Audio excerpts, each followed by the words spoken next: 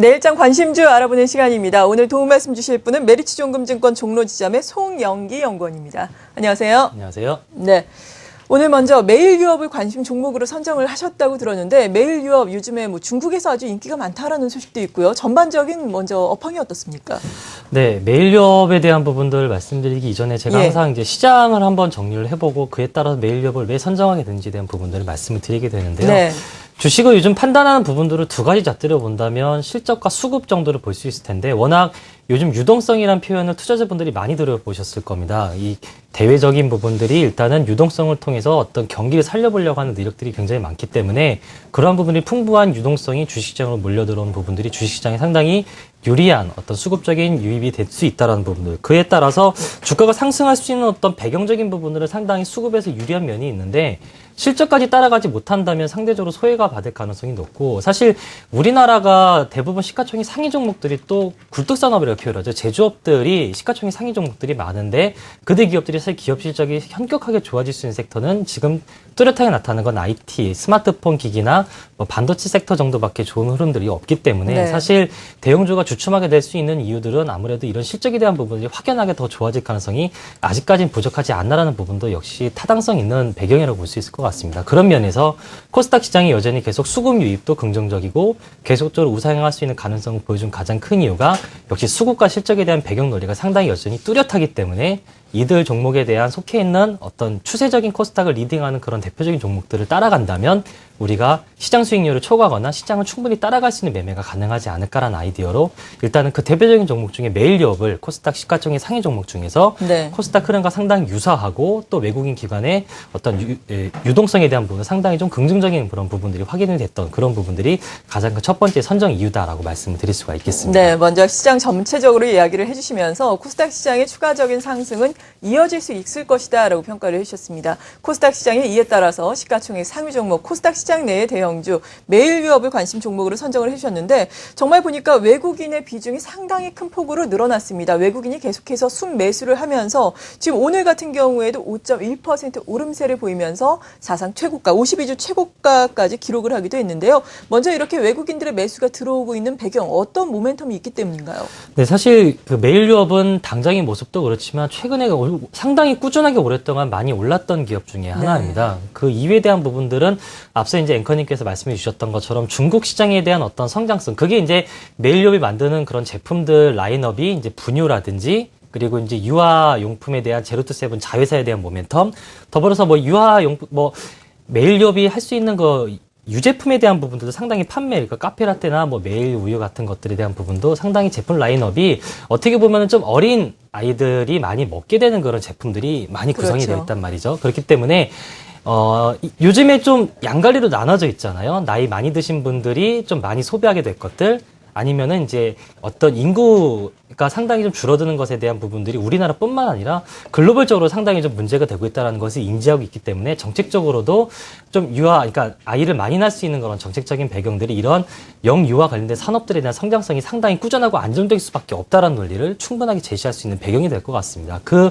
중심에 대한 업무를 이 메일 유업이 가져가고 있기 때문에 가장 큰 배경선상에서는 그런 배경이 상당히 긍정적이다라는 업황을 말씀드릴 수가 있겠고 숫자로 말씀드린다면 중국향 이제 그 메일 유업의 분유 수출액이 이제 작년에 한 140억 수준으로 이제 2011년 대비 100%가 증가했는데 올해는 한 300억 정도까지도 또 추가적인 100% 이상의 성장을 기대하고 있다라는 부분들을 말씀드릴 수가 있겠습니다. 국내 사업 부분에서도 이제 마진율이 3%가 좀 계속 안 됐었는데 올해는 마진율 향상도 조금 계속 추구할 수 있는 부분들을 감안해서 3% 중반 정도를 목표를 하고 있고 영업이익과 순이익 기준으로 감안해 봤을 때도 여전히 아직까지는 밸류에이션 상으로도 추가적인 업사이드를 프리미엄 충분히 줄 수 있는 가격대가 아닐까라는 판단을 해본다면 업황에 대한 안정감 그리고 여전히 성장성에 대한 부분들이 주가 상승을 여전히 지속할 수 있는 어떤 배경적인 부분들이 여기서 확인될 수 있다라는 부분을 말씀드릴 수가 있겠습니다. 네, 경기가 상당히 좋지 않음에도 불구하고 지속 성장이 가능한 업종군에 우리가 관심을 가져야 한다라고 말씀해 주셨습니다. 메일 유업 같은 경우에도 계속해서 실적으로 보여주고 있기 때문에 우리가 관심을 가지고 접근을 해도 좋겠다라는 말씀이신데 앞서서도 말씀하신 것처럼 오늘 또 52주 최고가까지 올라섰거든요. 추가 상승의 여력은 그렇다면 그렇다면 어느 정도까지 있다고 보세요? 네, 일단은 기술적인 차트의 흐름을 좀 감안을 해본다면 작년 11월 달에 형성했던 고점이 38,000원 가격대입니다. 근데 최근에 이제 3월 달 들어서 매물 소화를 좀 거쳤고요. 이제 신고가를 재차 발생시켰기 때문에 단기적으로도 상승 추세 연장선이 좀 가파르게 시작될 수 있는 어떤 타이밍이 좀 잡혀졌다고 보시면 될 것 같고요.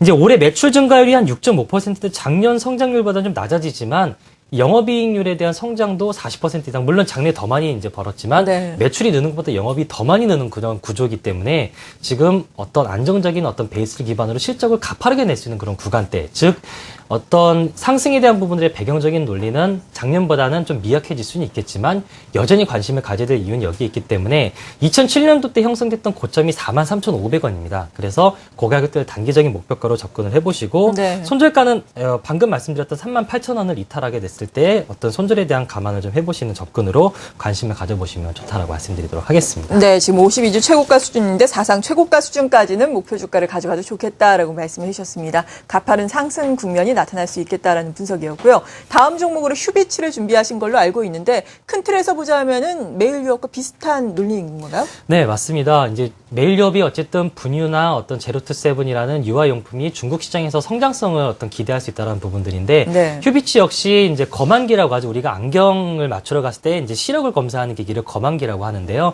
매출 비중이 휴비치가 검안기가 제일 높고요. 그리고 이제 렌즈를 만드는 그 기계 렌즈 가공기에 대한 부분들이 그 다음으로 매출이 많은 그런 업체입니다.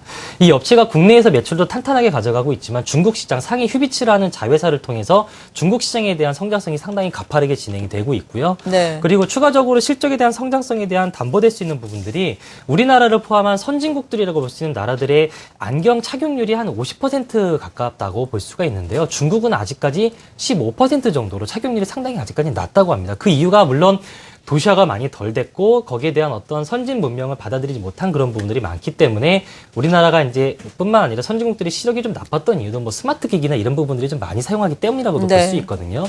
그런 부분들이 어떤 도시화나 이런 환경적인 부분에서 조금 더 안경을 쓸 수 있는 수요가 늘어날 수 있다라는 부분들이 인구 측면에서도 그렇고 어떠한 도시화나 내수에 대한 확장에 대한 부분들을 감안을 해본다면 안경에 대한 수요가 늘어날 가능성, 즉 휴비치의 검안기기에 대한 수요도 늘어날 가능성이 여전히 상당히 긍정적인 업황을 갖고 있다라는 말씀을 드릴 수 있는 게 가장 큰 휴비치의 키포인트다라는 말씀을 드릴 수가 있겠습니다. 네, 역시 중국에 대해서 우리가 기대를 가져봐도 좋겠다라면서 휴비치 설명을 해주셨는데 또 정리를 해야 될 시간이 다가오고 있어요. 대응 전략에 대해서 바로 또 알아볼까요? 네, 휴비치 역시 코스닥 시장 어떤 대표적인 시가총액 상위 종목이라고 볼 수 있고요. 네. 최근 흐름 상당히 양호하고 꾸준하고 안정적으로 상승하는 모습을 같이 보여줄 수가 있겠습니다. 지난 11월 달에 역시 형성된 14,000원에서 17,000원대의 박스권을 최근에 이제 돌파를 해서 꾸준하게 안정적인 상승을 보여주고 있고 투신과 연기금의 꾸준한 매수세 역시 계속 확인될 수 있는 모습들이 보여지고 있습니다. 올해 예상 순이익이 130억 기준으로 퍼가 15배 정도 가격대에 있는데요. 의료기기 업종에 대한 평균 PER 밴드가 한 20배 정도 돼서 목표가를 한 25,000원 정도로 중기적으로 좀 잡아볼 수 있도록 하겠고요. 네. 그리고 마디 가격으로 볼 수 있는 한 2만 원 정도는 단기 트레이딩으로도 좀 가깝게 좀 기대해 볼 수 있는 대응도 가능하지 않을까라는 말씀 드리도록 하겠습니다. 손절 가격은 최근에 좀 지지가 됐었던 18,000원 가격대가 상당히 중요한 가격 같은데요. 이 가격대를 지지선으로 두고 관심 종목으로 좀 가져보시면 좋겠다라고 말씀드리도록 하겠습니다. 네, 오늘 이렇게 관심 종목으로 매일 유업과 그리고 휴비치에 대해서 자세하게 도움 말씀 들어봤습니다. 함께해 주신 분은 메리츠존금증권 종로지점의 송영기 연구원이었습니다. 감사합니다. 감사합니다.